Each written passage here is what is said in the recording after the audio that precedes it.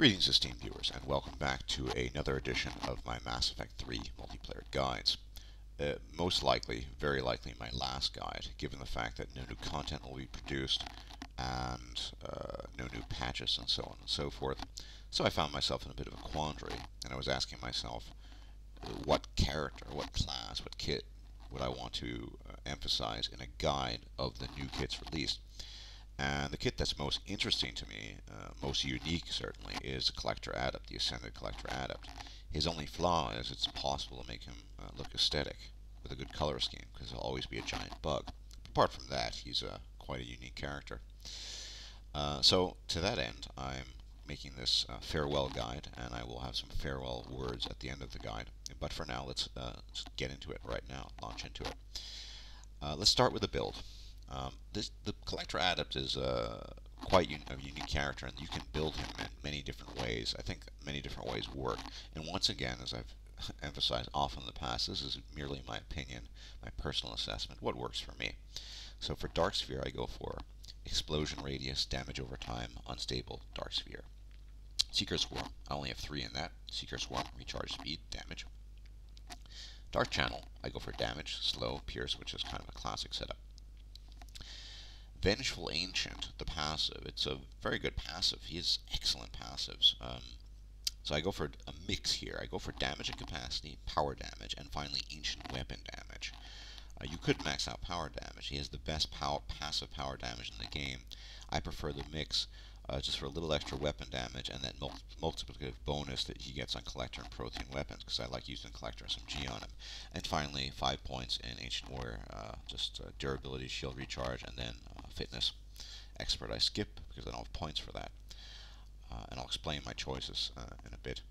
I took the Collector SMG, 10, Power Magnifier, Max Power Magnifier is a magazine upgrade.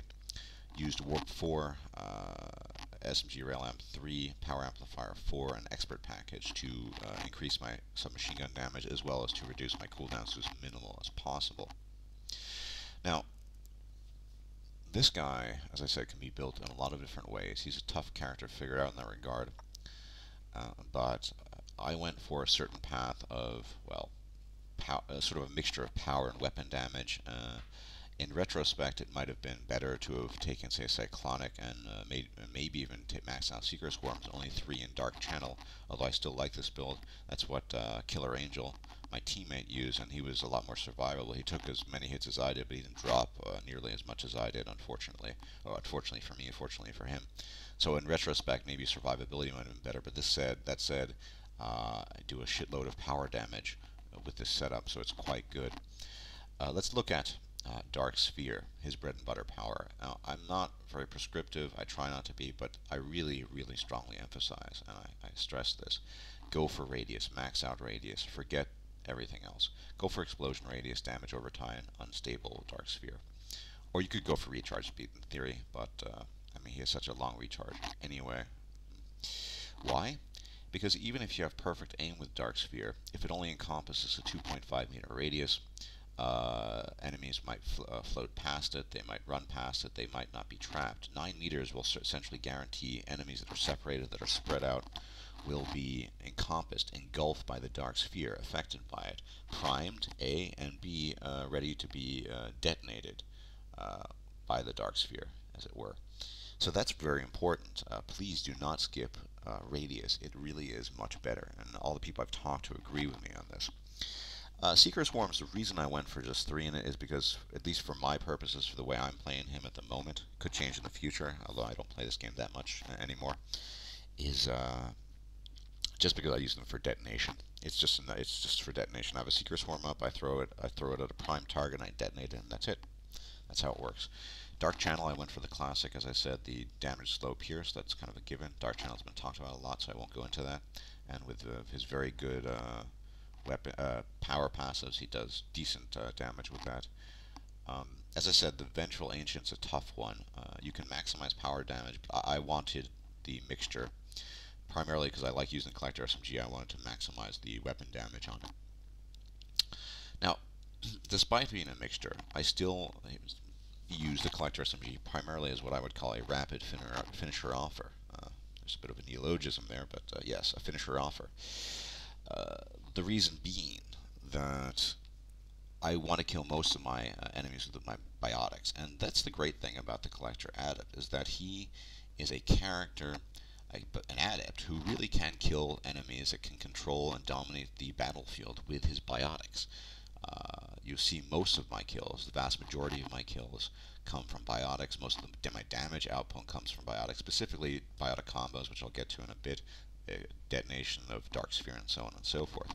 So you really want the Collector SMG, A, because it's super light, B, because it's a collector weapon, and it will benefit from the 10% multiplicative damage. For those of you who don't know, that simply means that after stacking all of the benefits, the expert package, the SMG rail amp, the passives, that will be multiplied by 10%, which is and then added on to that as opposed to additive, which comes before all those bonuses. So very, very good. Plus, you want something you can fire in between using your powers. So I just use it to finish enemies off, pretty much.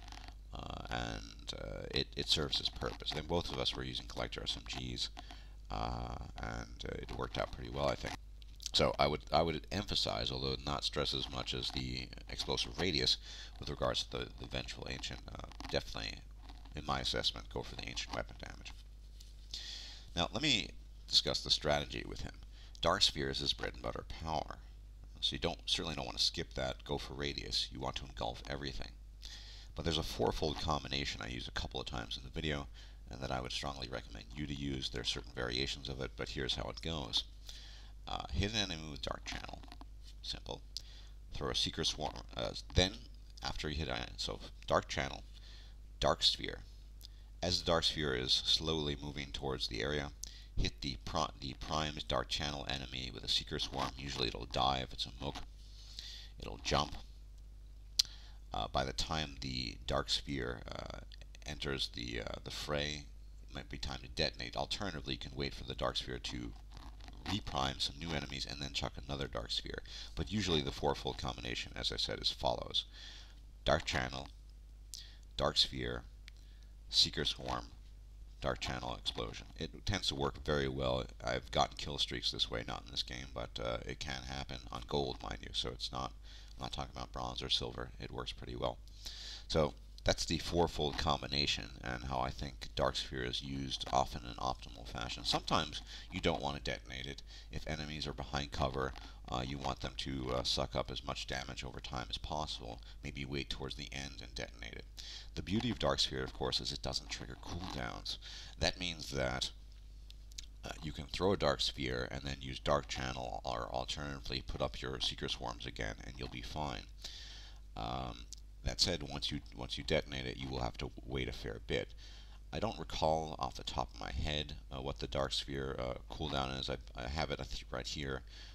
Looking at Lord Narita's class builder, it's 7.34 seconds, which is still pretty heavy-duty, hardcore, long cooldown, even with the expert package and the low weight of the Collector SMG. There are alternative ways of playing this. My esteemed teammate, Killer Angel, in fact, had a bit of a different build, and this just goes to show that you can mix and match, and we basically ended up with the same results, so it works as well. And in fact, he dropped a lot less than I did. He went for survivability as opposed to the power setup. For Seeker Swarms, he maxed out his damage reduction orb count. He maxed that out and only put 3 in Dark Channel, as opposed to me. He also went for a Cyclonic 4 and the Metagel transmitter, just in case. It came in handy once. So his greater survivability allowed him to take several more hits than I could. I was dropping, unfortunately, a fair bit more often than he was. But both worked ultimately. I think it's not a bad time at all, actually, for a duo gold run against collectors with 2 collector adepts, just under 24 minutes. Quite good indeed, I think. And overall, I was satisfied with the run. So, in a nutshell, the Ascended Collector Adept is a very unique character, very good Adept, one of the best Adepts. Not the best, I guess you could arguably say the Drell is, but certainly a very unique concept. And he's one of in contrast to the Drell, I'd say the Drell kills, it's like half a bit of Reeve, mostly cluster grenades, but mostly the weapon. I mean, if you ever see very skilled players like Fennekas play the Drell Adept, it's most of the vast majority of the damage is coming from his Claymore. It's basically he's playing it basically as a sort of weapon platform that has biotics. Not so with the Collector Adept. The Collector Adept, you really can play him as a true biotic, and that's some of the fun and joy of playing the character. He is a biotic character, and once again, the weapon used I would recommend is something you want to sort of just finish off targets with. That's why I like the Collector SMG. It's very good against armor. It's very light. It's a good caster weapon, and it benefits from his ancient weapon damage from his Collector multiplicative damage bonuses. So it's very, very useful in that regard. But, oh yes, and of course he's got a good dodge as well. Although it can be a bit hyperbolic sometimes in the sense that you tend to jump way too far to one end side or the other, but it's quite good. So I used the dodge several times in the video, and it worked out pretty well.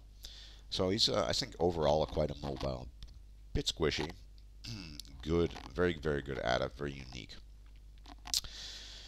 Well, ladies and gentlemen, that was my farewell guide, pretty brief. I did want to make one last guide video. I'm not excluding the possibility of doing videos in general, montages or what have you, but that was my last guide for a lot of reasons. It's the end of the DLC. I need to take care of things in real life, and mostly because I played this game a lot this past year. I think we can all agree it's been a truly epic gaming run, an epic run in general. I've gotten to know some of you as gamers and some of you outside of the game world, and it's been an honor in that regard.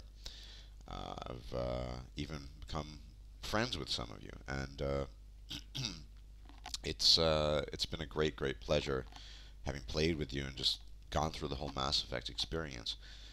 A lot of this is to do with the fact that single player was such a disappointment, and much of us sought our consolation in the multiplayer format, and we were pleasantly surprised. I mean, we went in with deep, deep skepticism, and we were surprised. And what happened was, multiplayer was vastly superior to single player, quite the opposite of what we had thought originally before the game came out.